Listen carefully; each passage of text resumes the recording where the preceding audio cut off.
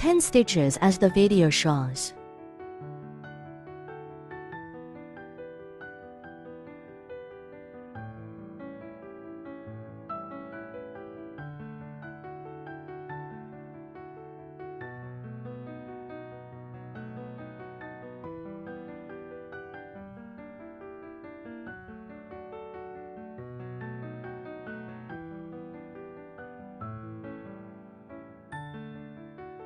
There are 10 loops on the hook now. Yarn over, goes through 2 loops, then chain 1.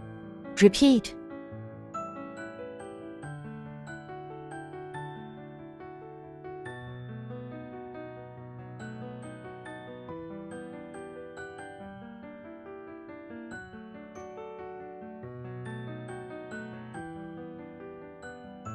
Unfinished double crochet as the video.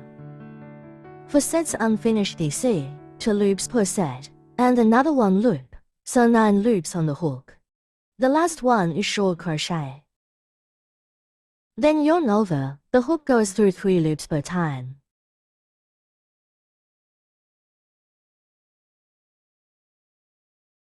Then the last stitch. From now repeat until the suitable length.